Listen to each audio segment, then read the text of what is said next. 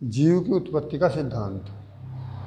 जीव की उत्पत्ति में अभी बताया था कि 3 चीज़ हैं, ब्रह्म,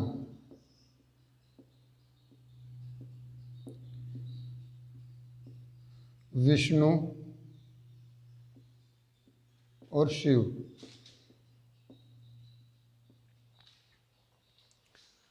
ब्रह्म जन्म लेने कहते हैं, बीज को भी कहते हैं ब्रह्म और जन्म लेने को भी ब्रह्मा। ब्रह्म निराकार कहते हैं और उसका साकार होना ब्रह्मा होता है, वो बीज भी होता है। और जन्म लेने को,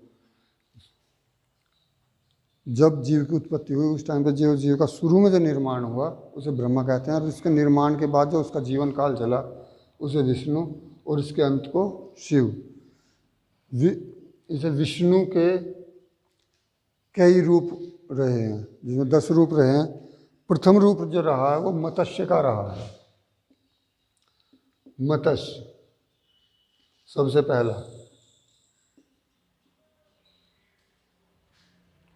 जीव की जो उत्पत्ति हुई थी वो 4 अरब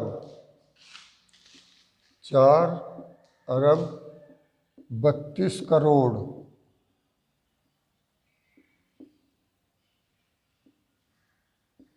वर्ष पहले हुई थी। 4 अरब 32। विष्णु के जो प्रारंभ के 4 रूप शारीरिक परिवर्तन रहे। शुरू में मत्स्य, शुरू में पृथ्वी पर पानी ही था और वहीं जीव की उत्पत्ति हुई, इसलिए विष्णु का पहला रूप मत्स्य के रूप में ही रहा, जो अरबों वर्ष तक, जिसमें अनेक तरह की मछलियां बनी और कुछ पानी में ही रही, लेकिन कुछ जब ज़मीन बाहर आई, बाहर निकलने लगी समुद्र से या पानी से, तो उन्होंने थल पे और ज़मीन पे दोनों पे रहना शुरू कर दिया। उस रूप को कूर्म या कच्छप कहा गया, कछुआ। ये विष्णु का दूसरा रूप है। ये भी अरबों वर्ष तक रहा। शारीरिक परिवर्तन के लिए बहुत बड़ा समय चाहिए, जबकि मानसिक परिवर्तन एक छोटी घटना होती है। शारीरिक परिवर्तन अरबों वर्ष इसमें लगे, अरबों वर्ष इसमें लगे। इसके बाद जमीन का आकार काफ़ी बढ़ गया, तो बहुत से जीव ने सिर्फ थल पर ही जीना सीख लिया, पानी की जाने की उन्हें ज़रूरत नहीं रही। उसे वराह रूप कहा गया। ऐसा नहीं है कि सभी मत्स्य या मछली जमीन पर या इस पर आ गई, पानी में भी रहीं। ये मनुष्य की जो मनुष्य ने अपने जीवन काल को देखा तो उसमें ये क्रम निकल के आया था। बाकी की पानी में भी रही और कुछ पक्षी बनकर आसमान में भी उड़े। लेकिन कुर्म के बाद वराह जो 4 पाँवों से, मनुष्य बहुत दिनों तक, अरबों वर्ष तक 4 पाँवों से चलता रहा था और इसी तरह जीवन यापन करता था। उसके बाद इसका अगला जो विकास हुआ वो नरसिंह के रूप में हुआ। उसमें 2 पैरों पर मनुष्य ने खड़ा होना शुरू किया, लेकिन जो इनका शरीर था वो मनुष्य जैसा था, लेकिन सिर जो था वो मस्तिष्क उसमें बहुत छोटा था, जानवर जैसा ही था। उसकी सोच, उसका बल, वो सब जानवर की तरह था, सोच विचार रहन सहन सब जैसे और जीवों का था, इसी तरह मनुष्य का था। बस आकार थोड़ा अलग था नरसिंह का। नरसिंह नाम जगह क्योंकि जानवर के साथ साथ बल का भी प्रयोग करता था, बल से ही सब कुछ देखता था। इसके बाद जो इसमें परिवर्तन आया वो मानसिक परिवर्तन होना शुरू हुआ। शारीरिक परिवर्तन यहाँ तक हो चुके थे, थोड़े बहुत उसकी आकृति में फर्क आया, लेकिन उसके बाद जो मानसिक परिवर्तन आया वो उसे कहा गया वामन रूप। वामन छोटे को कहते हैं, 52 उंगल देखोगे, छोटा हिस्सा 3 फुट के आसपास इतना आएगा, लेकिन ये बोने के रूप में है। बोना यानी कि बोना मस्तिष्क नहीं था उस समय पर। मनुष्य बल का ही प्रयोग करता था, बली था, जितना बली था उतने ही क्षेत्र उसका था। ये जो जानवरों का सिद्धांत था यही जीवों पे था, जितना जो बलशाली होगा उतना ही उसका क्षेत्र होगा। इसलिए बल का ही शासन था मनुष्य को उस पर, वहाँ पे। और जब मनुष्य का मस्तिष्क धीरे धीरे विकास करने लगा तो उसे वामन रूप से जाना गया। वामन रूप के उसमें तुमने सभी ने एक कहानी सुनी है कि वामन जो बल के सामने गया, बाली के सामने गया और उसने 3 चरणों में संपूर्ण सृष्टि को नाप लिया। इस वक्त पर इसे समझते हैं, वामन बहुत छोटे मस्तिष्क वाला था, अपना संघर्ष कर रहा था और इसने आराम से बैठना उठना और यहाँ मस्तिष्क की हलचलों को महसूस किया। जब मस्तिष्क की हलचल को इसने महसूस किया तो उस पर ध्यान लगाया और उस पर ध्यान लगाने के बाद इसके मस्तिष्क का विकास होना शुरू हुआ। और जब मस्तिष्क का विकास हुआ तो 3 चरणों में ज्ञान को इसमें 3 चरणों में, एक पदार्थ,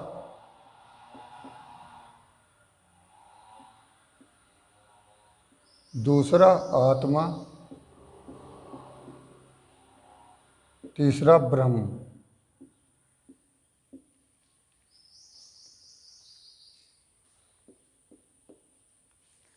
इन 3 चरणों में अपने ज्ञान को बांटा। ये पदार्थ जो भी प्राकृतिक रूप में इसके सामने दिखाई देता था वो ही पदार्थ है, इसका अध्ययन किया, जिसमें इसने अपने शरीर के अंदर देखना शुरू किया। भारतीय आज भी ये उस समय के प्रभाव है या उस समय का जो हमारा गोत्र है, जिसे हम DNA कहते हैं गोत्र को, उसका असर है कि आज हम शरीर के अंदर की बात करते हैं।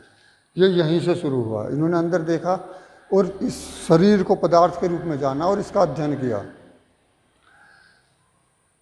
आत्मा, यहाँ ये ब्रह्म को और आत्मा को जान चुका था। ब्रह्म जो खालीपन है, जहाँ पदार्थ नहीं है, और आत्मा वो चीज़ है जो एक विशेष रूप का, ब्रह्म का ही खालीपन का उसका एक विशेष रूप है जो सजीवता को प्रकट करता है, पदार्थ को सजीव बनाता है। उसे उस विशिष्ट ब्रह्म के उस ऊर्जा को आत्मा कहा गया। निर्जीव से, चाहे गैस से, थल से, पानी से, उसका सजीव बना देना या सजीव को दूसरे सजीव में बदलना वो आत्मा थी। आत्मा के बिना कोई भी निर्जीव चीज़ सजीव नहीं बन सकती। और ब्रह्म किसी भी पदार्थ में, ब्रह्म एक बड़ा रूप है, पदार्थ बहुत छोटा है, जो खाली जगह है जो वो बहुत बड़ी है, उसे ब्रह्म के नाम से जाना। ब्रह्म ही को ही इन्होंने अपना मुख्य आधार लिया ज्ञान का। यहाँ पर मस्तिष्क को जब इन 3 रूप में जान लिया तो जो बल था या बल का प्रयोग था वो स्वतः ही इनका समाप्त होने लगा। तो ज्ञान के सामने अहम और बल ये समाप्त हो जाते हैं स्वतः ही। इन्होंने इसमें खड़ा होना, चलना फिरना, ज्ञान प्राप्त करना, ये सब चीज़ इन्होंने सीख ली है। और इन्होंने यहीं अपने मस्तिष्क को भी देखा इसी रूप में। जब इन्होंने बैठकर अपने मस्तिष्क को देखा तो सर्वप्रथम तो जो इस तरह से मस्तिष्क बनाते हैं ये मस्तिष्क था, लेकिन इन्होंने उसके आधार को, ज्ञान के आधार को लेते हुए इसे मस्तिष्क को बड़ा छोटा पूरे मस्तिष्क को मूलाधार, यानी कि रीढ़ की हड्डी को भी जाना कि ये भी मस्तिष्क है। ये इसी टाइम का है। इन्होंने इसे मस्तिष्क को ज्ञान का मूल आधार, बिल्कुल निचले सिरे को मूल आधार कहा गया। मूलाधार,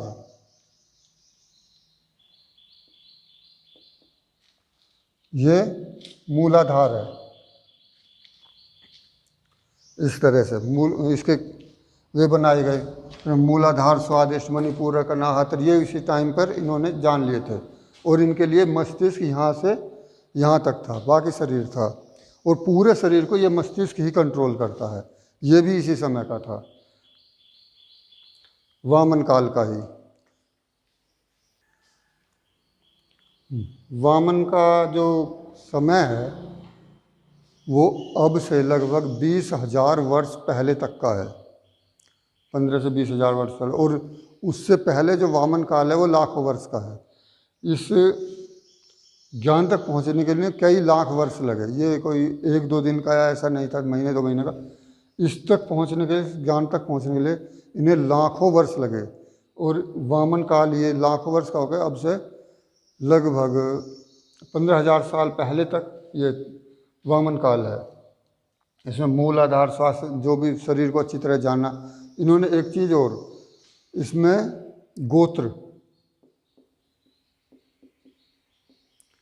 गोत्र को इसी टाइम पर जाना।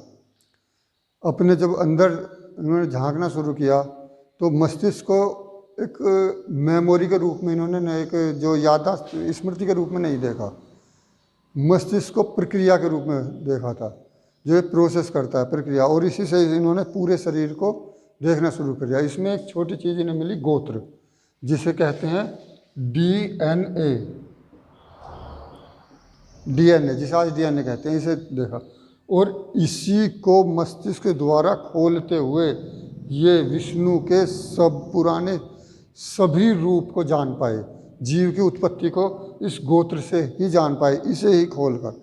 इसे मस्तिष्क द्वारा बहुत अच्छी तरीके से खोला जा सकता है, इसे ही खोल कर देखा। और इसी समय पर एक चीज़ और थी, इन्होंने जब जाना, इन्हें पता चला कि जो ये हमारा मस्तिष्क है, ये इसे छोटा मस्तिष्क, इसे प्रोसेस के इस मस्तिष्क को बड़ा मस्तिष्क, ये ज़्यादातर शरीर को नियंत्रण करता है, ये भी इस शरीर को नियंत्रण करता है। इसे कहा गया ऊपर वाला भाग, ऊपर वाला।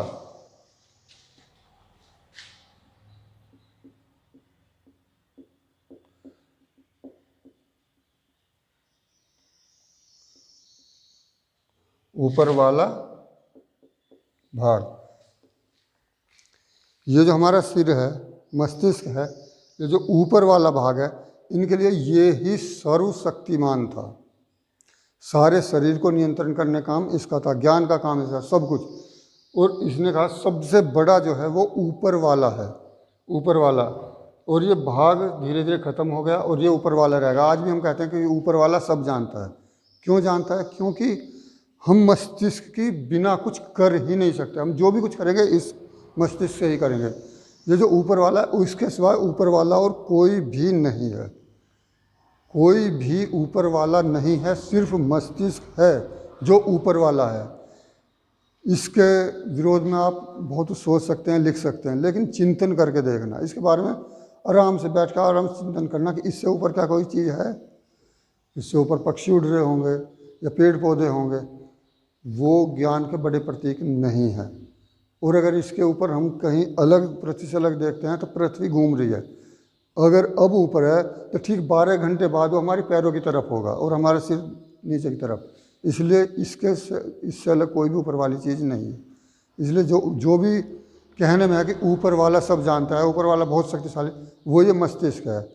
इसे जो जितना विकसित कर लेगा वो ही उतना शक्तिशाली है, वो ही उतनी शक्ति है या ज्ञानी है। शक्ति या शक्तिशाली है तो पदार्थ के रूप में प्रयोग होने वाले शब्द हैं। ज्ञान है, श्रेष्ठता है, वो श्रेष्ठ है। वामन काल का जो समय था, ये तो अब से लगभग 15,000 वर्ष पहले तक था। उससे पहले लाखों वर्ष से चला रहा था। लेकिन ये वामन का जो विकास, वामन से जो विकास हुआ मस्तिष्क का, ये जगह कौन सी थी? ये जगह थी दक्षिण भारत की। ये दक्षिण भारत की थी, जहाँ केरल प्रदेश और तमिलनाडु, उस समय तमिलनाडु का नहीं था, लेकिन बाद में केरल प्रदेश पहले पड़ा था, तो इसलिए केरल प्रदेश ही लिखा जाता है। ये यहाँ से भारत के बिल्कुल दक्षिण से, समुद्र तट से ज्ञान का विकास हुआ था। उत्तर भारत में द्रविड़ या पिछड़े या ज्ञान था ही नहीं, ऐसे ही थे मनुष्य जान। यहाँ से ही ज्ञान चारों तरफ को फैला। आप कभी भी किसी भी पुस्तक में वामन के बारे में पढ़ लेना, उसके बारे में आपको एक ही जानकारी मिलेगी कि वो ये ज्ञान केरल प्रदेश, केरल से ही फैला और केरल से ही ज्ञान हुआ। जबकि आज इसका उल्टा समाज में फैलाया जाता है। क्यों? क्योंकि हम असली चीज़ को पढ़ाते नहीं हैं। हमने वो शिक्षा से, ज्ञान से बिल्कुल बाहर निकाल दिया है। और दूसरे जो हमसे कहते हैं, हम उसे पढ़ाते हैं कि आर्य थे, आर्य यहाँ के नहीं थे, आर्य जो उत्तर पश्चिम से आए थे और वो भारत में आए, यहाँ तो द्रविड़ थे, और दक्षिण में द्रविड़ थे, उन पर आर्यों का, ये सब कुछ बिल्कुल गलत और बकवास है। वामन के बारे में जब भी आप पढ़ोगे, वो केरल प्रदेश पढ़ोगे जो कि भारत का दक्षिण भाग था, यहाँ पे पहले ज्ञान का विकास हुआ। उसके बाद यहीं से ज्ञान उत्तर भारत के लिए, दूसरी जगहों के लिए फैला। उत्तर भारत में शायद उस वक्त मनुष्य का क्या रूप था पता नहीं, कैसा था वो भी पता नहीं था, कोई वो नहीं थी उत्तर भारत किसी। यहाँ से ही फैलना शुरू हुआ चारों तरफ, पूरे जम्बू द्वीप में यहाँ से ज्ञान फैला दक्षिण भारत से।